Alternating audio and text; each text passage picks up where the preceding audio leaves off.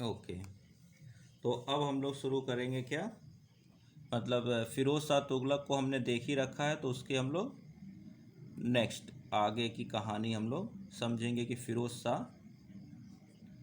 तुगलक ने कैसे सत्ता में आया, किस तरह से इसने अपनी सत्ता को बनाए रखने के लिए लोगों को प्लीज्ड किया, कैसे इसने सारा गवर्नमेंट ऑफिशियल सारे पोस्ट को क्या किया, हेरिडिटरी बनाया, ऐसा सुल्तान जो खुद करप्शन को बढ़ावा दिया, ये सब हम लोगों ने देखा। और एक बहुत इम्पॉर्टेंट चीज़ हमने देखी थी कि इसने कहाँ पर अटैक किया था, नागरकोट, नागरकोट पर अटैक किया था। तो वहाँ से ज्वालामुखी मंदिर से इसने 1300 के आसपास संस्कृत मैन्युस्क्रिप्ट्स को लेकर कहाँ आया था, दिल्ली। और उन मैन्युस्क्रिप्ट्स जो थी उनको क्या करवाया था, पर्शियन में ट्रांसलेट करवाया था दलाई ए फिरोज शाही के रूप में। ये बातें आपको इसकी याद रखनी है। तो यहाँ तक तो हम लोगों ने फिरोज शाह तुगलक के इनिशियल पॉइंट्स या यूँ कहें कि इंट्रोडक्टरी पॉइंट्स हम लोगों ने देखे थे। नेक्स्ट अब हम लोग को देखना है फिरोज शाह तुगलक के द्वारा किए गए रिफॉर्म्स। फिरोज शाह तुगलक के द्वारा किए गए रिफॉर्म्स देखने हैं। देखिए, ये लोग जो नॉबल्स थे बाकी थे उनको प्लीज तो कर रहा था अपनी सत्ता को बचाए रखने के लिए, बट साथ में कुछ अच्छे काम भी किया, कुछ अच्छे रिफॉर्म्स इसने किए। ये ऐसा राजा था जो प्रजा के लिए वेलफेयर स्टेट बनाए, वेलफेयरिज्म का कुछ काम किया। तो पहला इसका जो रिफॉर्म है वो है assessment of revenue, assessment of revenue. देखिए, रेवेन्यू ही मेन सोर्स ऑफ इनकम है, और वो रेवेन्यू कहाँ से आना है, एग्रीकल्चर से आना है। तो यहाँ पर इसने काफ़ी अच्छे रिफॉर्म्स किए ताकि रेवेन्यू जो हमारा आए वो बढ़ते हुए आए। और मोहम्मद बिन तुगलक की जो नीति रही है उस पॉलिसी की वजह से, जो मोहम्मद बिन तुगलक के 5 एक्सपेरिमेंट्स कह लीजिए या कैंपेन कह लीजिए, उनकी वजह से हर जगह क्या हुआ है, इकोनॉमिक लॉस ही हुआ है। तो जब तक आप रेवेन्यू के को और नहीं बढ़ाएंगे तब तक आपके इकोनॉमिक लॉस ख़त्म नहीं होंगे, यानी कि आप इकोनॉमिकली स्ट्रांग नहीं होंगे। और अगर आप इकोनॉमिकली स्ट्रांग नहीं है तो आप सत्ता नहीं चला सकते हैं। ठीक है, मोनार्की को चलाने के लिए इकोनॉमिकली स्ट्रांग होना काफ़ी इम्पोर्टेंट होता है। मोनार्की क्या, हर एक सत्ता को लिए इकोनॉमी आज के डेट में मोस्ट इम्पॉर्टेंट हो चुकी है। तो लिखिए इसके बारे में, लिखिए अपॉइंटेड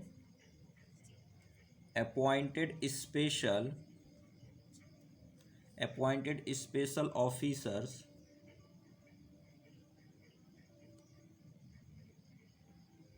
नेमली। अब यहाँ पर जो ऑफिसर्स अपॉइंट किया जा रहा है, इन ऑफिसर्स की पोस्ट को आपको याद रखना है। क्या है, Khwaja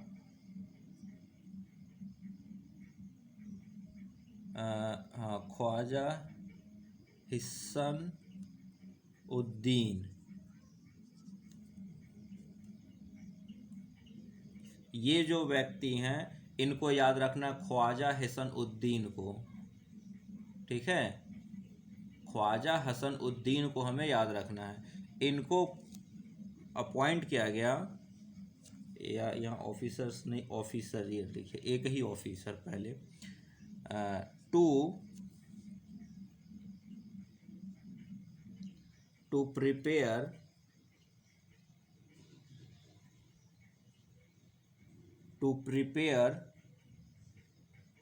N estimate to prepare an estimate of the public revenue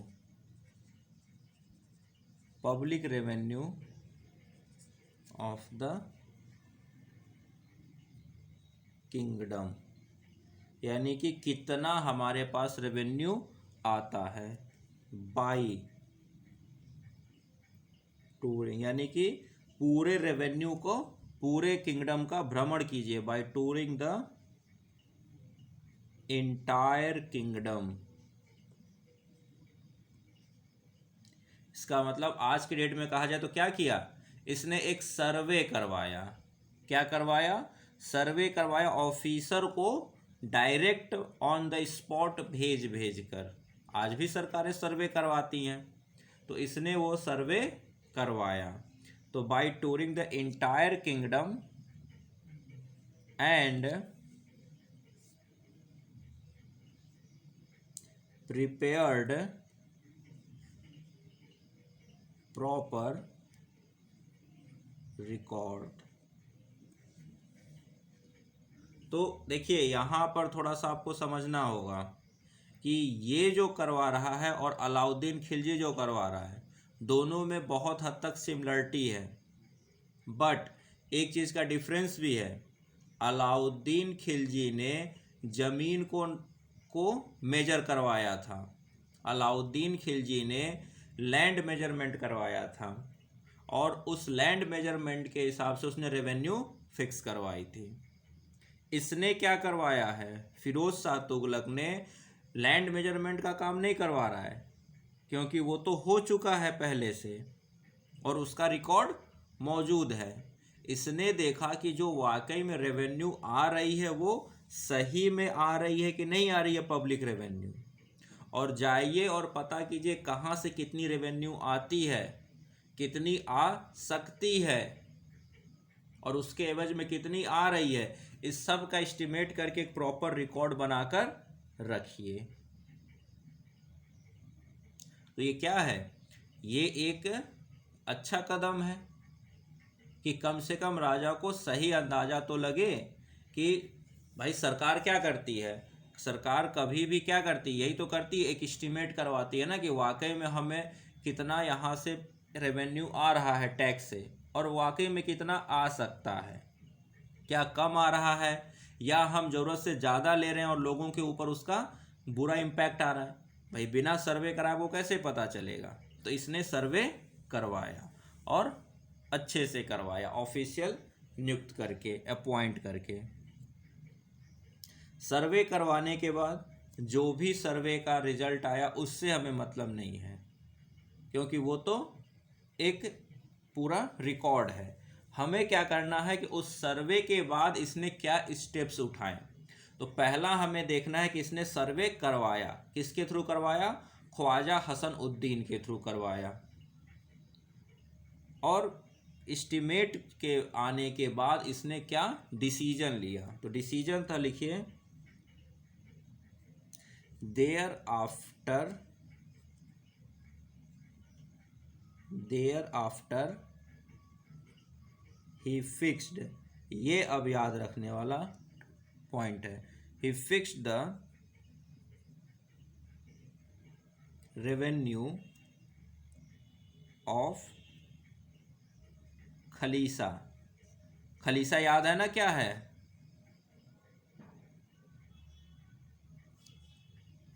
khalisa जो है मैंने आपको बताया था अलाउद्दीन खिलजी के टाइम में कि अलाउद्दीन ने सारी ज़मीनें, इक्ता वगैरह सारी ज़मीनें वो ले ली थी और उनको किस में कन्वर्ट करा दिया था, खलीसा लैंड में। यानी कि वो सारी ज़मीनें किसकी हो गई, सुल्तान की, यानी कि गवर्नमेंट की हो गई। तो ये क्या है, खलीसा लैंड, यानी यहाँ ब्रैकेट में लिख लीजिए उसके बाद गवर्नमेंट लैंड। अब उस वक्त के लिए गवर्नमेंट कौन है, सुल्तान है,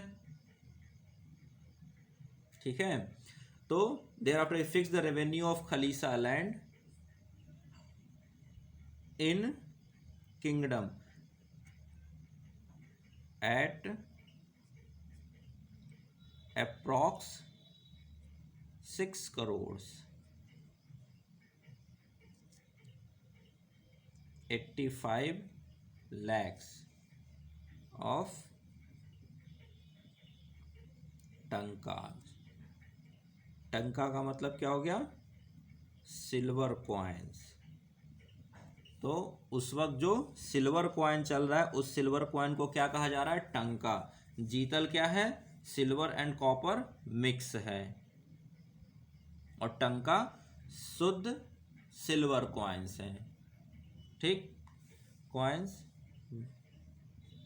एंड दिस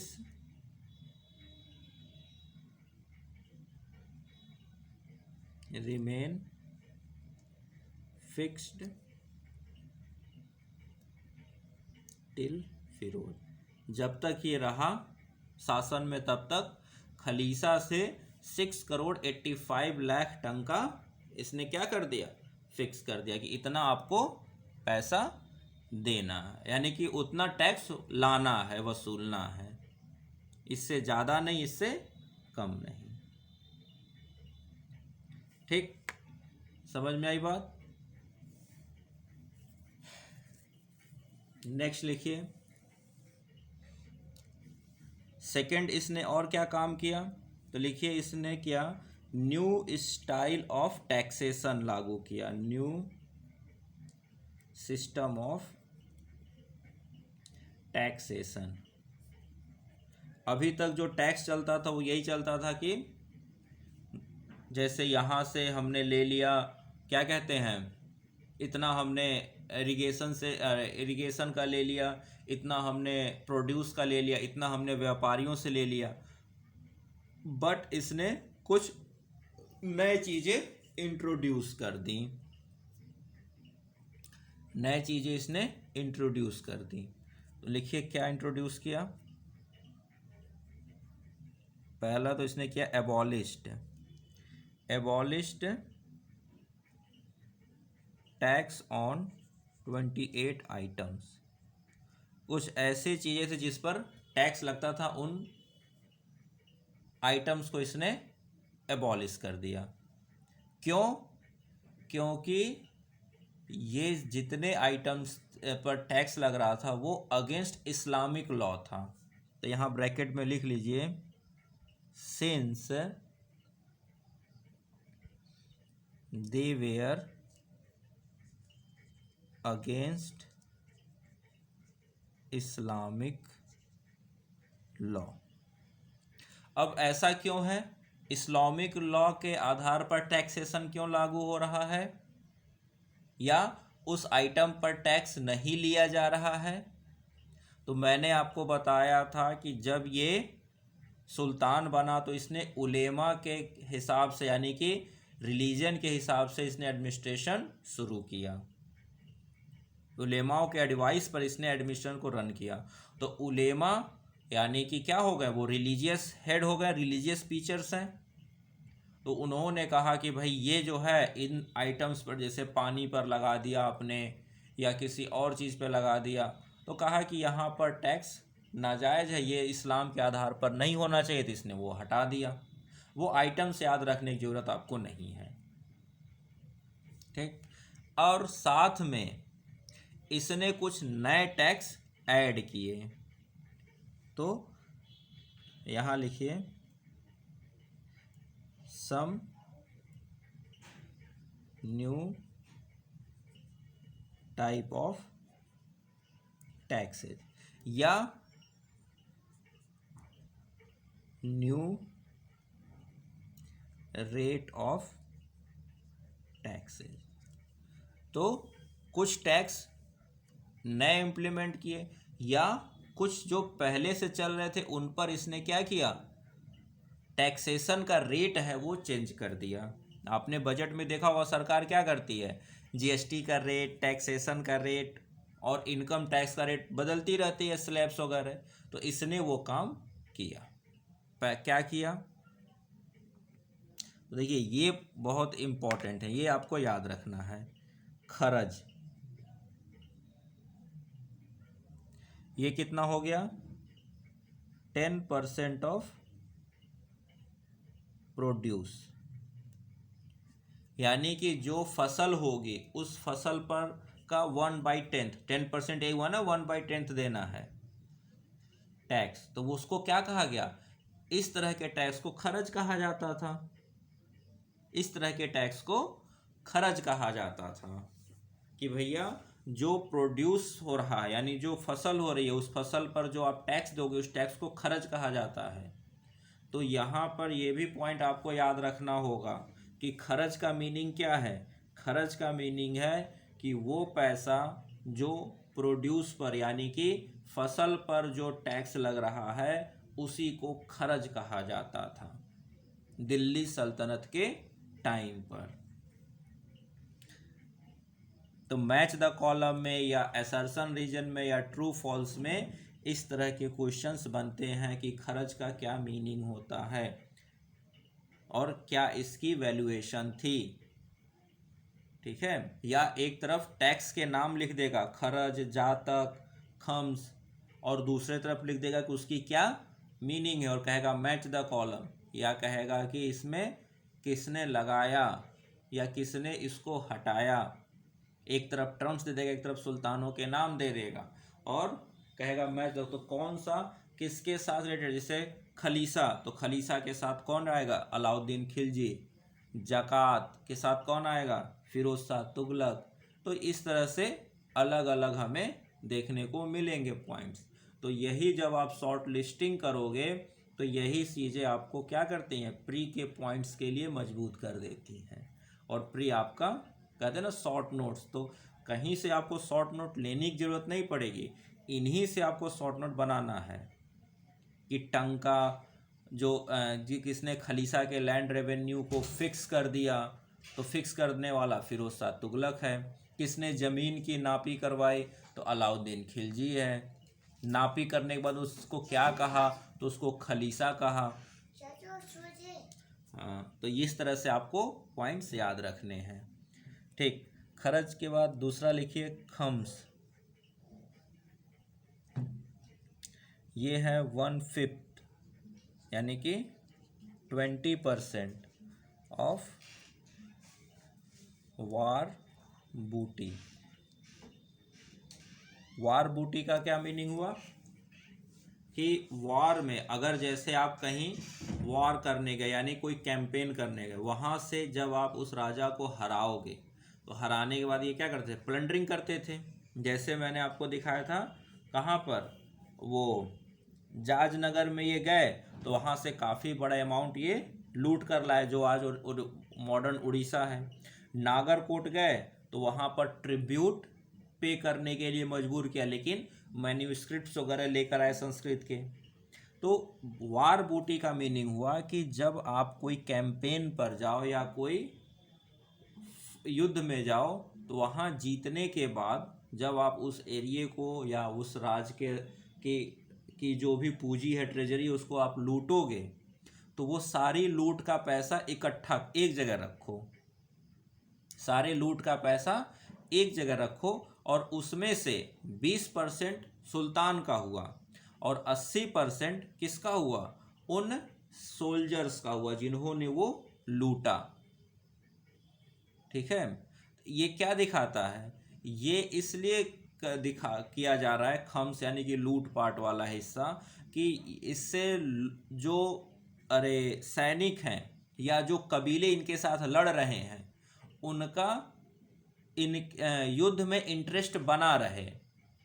भाई कोई अपनी जान दांव पर लगाकर लड़ने जा रहा है, पता नहीं कब मारा जाए कि जिंदा बचे, तो कुछ न कुछ तो वो प्रॉफिट लॉस देखेगा ना। तो वो क्या देख रहा है, वो ये देख रहा है कि अगर मैं जी जान लगाकर लड़ा और जीत गए तो जीतने के बाद मुझे इतना तो पैसा मिल जाएगा, इस वजह से वो लड़ रहे हैं। तो इस पहले क्या होता था, जो लूट लिए, जितना लूट लिया जिसने वो उसका हो गया, उसमें से कुछ राजा को मिलता था। इसने कहा कि नहीं, आप जो भी लूटो उसको इकट्ठा कर दो, मेरे सामने लाओ, उसमें से 20% मेरा, 80% आपका, ताकि ये जो युद्ध और लूटपाट की जो इनकी स्थिति थी वो बनी रहे। तो यहाँ ऐसे ब्रैकेट में लिखिए 80% किसका हो गया, सोल्जर का, और 20% किसका हो गया, सुल्तान। तो यहाँ सुल्तान लिखने का मतलब कि ये प्राइवेट प्रॉपर्टी नहीं है सुल्तान की, ये जाकर रॉयल ट्रेजरी में जमा होगी। कहाँ जमा होगी, रॉयल ट्रेजरी। तो यहाँ से आपके जो क्वेश्चन बन रहे हैं या जो आपको याद रखना, वो याद रखना है कि वॉर बूटी यानी कि वॉर में लूटे गए पैसे या प्लंडर किए गए पैसे को क्या कहा गया, उसको कहा गया खम्स। उस खम्स की जो बांट होती थी, यानी कि उसके जो हिस्से लगते थे, तो वो कैसे लगते थे, तो वो इस तरह लगते थे कि 80% सोल्जर के होते थे और 20% सुल्तान यानी कि गवर्नमेंट के होते थे। तो आप आपको याद रखना खर्च क्या है, तो खर्च वो टैक्स है जो एग्रीकल्चर प्रोड्यूस पर लिया जा रहा है। खम्स क्या है, खम्स वो टैक्स है जो वॉर बूटी के रूप में 20% सुल्तान को यानी कि गवर्नमेंट को मिल रहा है। ठीक, नेक्स्ट सी, अगला क्या टैक्स है, जकात। जकात क्या है, परसेंट टैक्स, यानी 2.5% टैक्स ऑन प्रॉपर्टी और income of rich Muslims.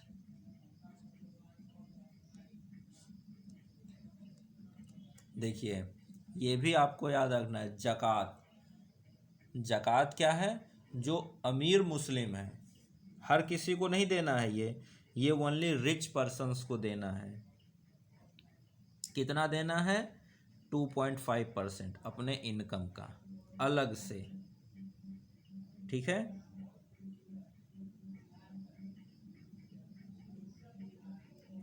Next इसने अलग एक और टैक्स बनाया जिसको कहा जाता है जजिया।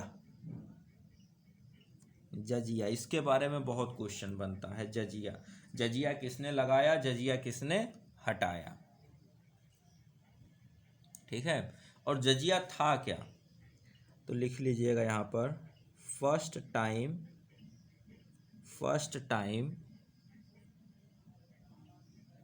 became a separate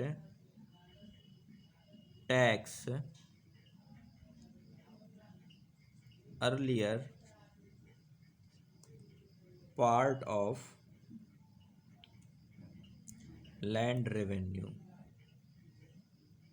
पहले लैंड रेवेन्यू के में ही रूप में इसको लिया जाता था, लेकिन अब ये अलग से लिया जाने लगा। और किससे लिया जाता है, तो जजिया ऑन नॉन मुस्लिम्स, यानी कि राज्य में जितने भी नॉन मुस्लिम्स हैं वो सभी लोग क्या देंगे, अलग से एक टैक्स देंगे, और उस टैक्स का क्या नाम है, जजिया।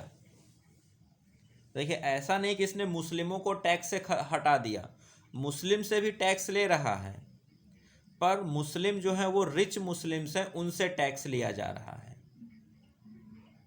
जो एवरेज या लोअर या गरीब मुस्लिम्स हैं उनसे सिर्फ जो खर्च है वो लिया जा रहा है, और रिच मुस्लिम से खर्च के साथ जकात भी लिया जा रहा है। ठीक है, लेकिन जजिया जो है वो क्या है, तो जो नॉन मुस्लिम है वो खर्च भी देगा और जजिया भी देगा। समझिए इस बात को, जो अमीर मुस्लिम है वो भी 2 टैक्स दे रहा है, खर्च और जकात, और जो नॉन मुस्लिम है वो दे रहा है खर्च एंड जजिया। पर जो गरीब मुस्लिम है, जो आम मुस्लिम है, वो सिर्फ एक टैक्स दे रहा है, खर्च।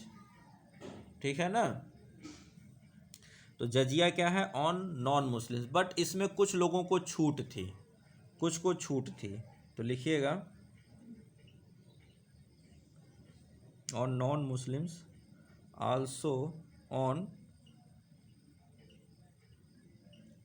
ब्राह्मण्स। इसमें थे ओनली वीमेन एंड चिल्ड्रेन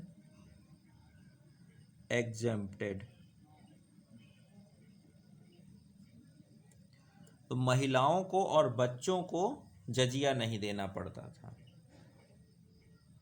महिलाओं को और बच्चों को जजिया नहीं देना पड़ता था। बाद में ये जजिया टैक्स है। तो जैसे कि आप इस राज्य में रह रहे हो तो इस राज्य में रहने के बदले आपको कुछ पैसा देना पड़ेगा। आप प्रोडक्शन कर रहे हो, आपने फसल उगाई, आप व्यापारी हो, आपने बिजनेस किया, तो आपने खेती किया, आपने प्रोड्यूस यानी कि जो खेती से आपको फ़ायदा हुआ, उसको जो भी पैसा आया उसमें से आपने क्या दिया, खर्च दिया। लेकिन उसके अलावा आपको कुछ रुपए और देने पड़ेंगे कि आप इस राज्य में रह रहे हो। ठीक है, कल को सरकार कह दे कि इस राज्य में यानी कि इंडिया में जितने लोग रह रहे हैं उनको अलग से इतना रुपया और देना पड़ेगा, तो आपको इस राज्य में यानी कि इंडिया में रहने की छूट मिलेगी, नहीं तो आपको इंडिया से बाहर कर दिया जाएगा। खैर ऐसा हो नहीं सकता अभी के डेट में, क्योंकि अभी तो खैर संविधान है, उस वक्त तो ऐसा कुछ था नहीं। तो ये सारी चीज़ें, तो जजिया वो है कि जैसे कि मान लीजिए कि एक नॉन मुस्लिम कोई व्यक्ति है, ठीक, उसके पास 10 बीघे की ज़मीन है, उस 10 बीघे की ज़मीन पर उसने क्या किया, खेती किया, गेहूं की मान लीजिए खेती किया। उस 10 बीघे ज़मीन उसके पास 50 क्विंटल गेहूं की उपज हुई। अब 50 क्विंटल का 10 यानी कि 5 क्विंटल क्या करेगा, वो राज्य को टैक्स दे देगा। ठीक, अब वो 5 क्विंटल जो राज्य को टैक्स दिया वो तो चाहे वो गेहूं के रूप में दे दे या पैसे के रूप में दे दे, ये उसकी प्रॉब्लम। लेकिन उसके अलावा उसको एक और टैक्स देना पड़ रहा है, जजिया, कि आप अगर जजिया दोगे तभी आप इस राज्य में रह पाओगे। तो ये हर एक पर्सन पर लग रहा है और पर्सन टू पर्सन ये देना पड़ रहा है। तो उस परिवार में मान लीजिए जितने पुरुष हैं उन सभी पुरुषों के ऊपर जजिया लग रहा है। हाँ, महिलाओं हैं और बच्चे हैं उनके ऊपर जजिया नहीं लगेगा। तो कह दिया गया कि हर एक पुरुष एक जीतल के बराबर जजिया देगा। मान लीजिए तो अगर उस परिवार में 4 पुरुष हैं जिनकी एज 18 साल से ऊपर है, बच्चे नहीं हैं, यूँ कोई एज तो फिक्स नहीं थी, बच्चे नहीं हैं, तो मान लीजिए 5 ऐसे पुरुष हैं जो बच्चे नहीं हैं, तो 5 जीतल उनको और ज़्यादा देना पड़ेगा टैक्स के रूप में। ये जजिया है। ठीक है,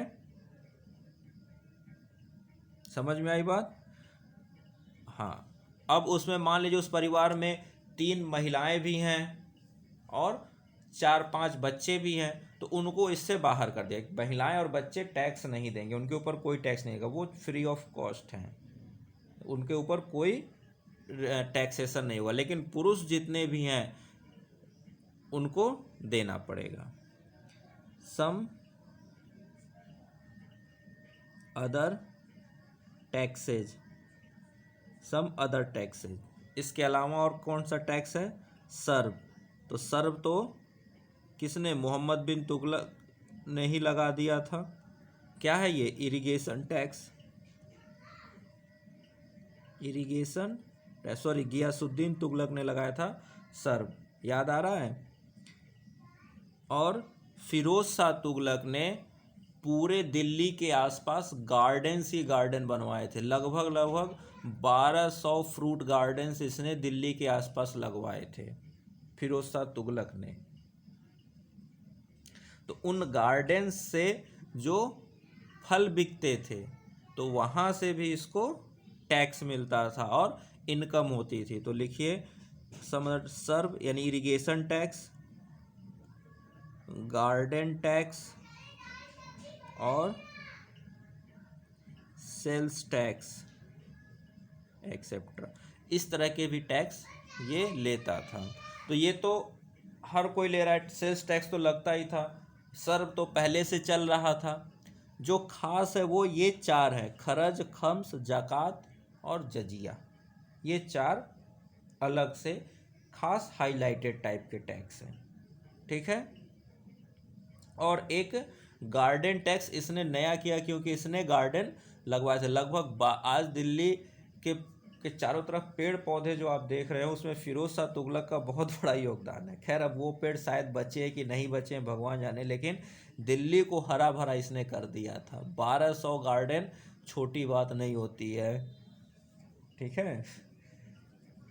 पुरानी दिल्ली अगर हरी भरी थी तो आज के लोगों ने काट के सब खत्म कर दिया ना, जब हमने बड़े बड़े बिल्डिंग्स और क्या क्या बनाने शुरू किए। तो नहीं तो दिल्ली क्या था, बागीचों का शहर हुआ करता था। 1200 गार्डन्स। यहाँ तक क्लियर है? अच्छा, और एक पॉइंट यहाँ पर लिख लीजिए, यहाँ लिखिए इंट्रोड्यूस्ड 2 कॉइन्स, लिखिए इंट्रोड्यूस्ड 2 कॉइन्स। 2 तरह के सिक्के इसने किए, आधा 50% जीतल। तो जीतल क्या थे? प्योर सिल्वर कॉइन्स थे। जीतल जो थे वो क्या थे? वो थे 100% सिल्वर कॉइन। तो उन सिल्वर कॉइन्स को क्या किया, 50% उसमें मिक्सिंग कर दी। 50% सिल्वर 50% कॉपर, उसको कहा गया आधा, ठीक है। यानी यूं कहिए कि जीतल का आधा, या यूं कहिए अगर देखा जाए तो अगर मिक्सिंग ना हो तो क्या होगा कि जो जितना अमाउंट, जैसे मान लीजिए एक जीतल में 10 ग्राम सिल्वर रहा हो तो इसने 5 ग्राम सिल्वर के कॉइन लॉन्च कर दिए। मान लीजिए एक जीतल का जो सिक्का है उस सिक्के का वजन 10 ग्राम है, यानी क्या है, 10 ग्राम सिक्का मतलब एक जीतल, 10 ग्राम सिल्वर मतलब एक जीतल। इसने कहा कि नहीं, उससे छोटा क्वांटिटी भी चलाओ। तो इसने क्या किया, जैसे 10 रुपए के सिक्के तो 5 रुपए के सिक्के, तो उसमें क्या किया, उस मेटल की क्वांटिटी को आधा कर दिया। तो यानी वो सिक्का हल्का हो गया। तो 10 के बदले 5 ग्राम के सिल्वर कॉइन्स चला दिए, जिसको आधा कहा गया। और एक और कॉइन चलाया आधा के बाद, दूसरा था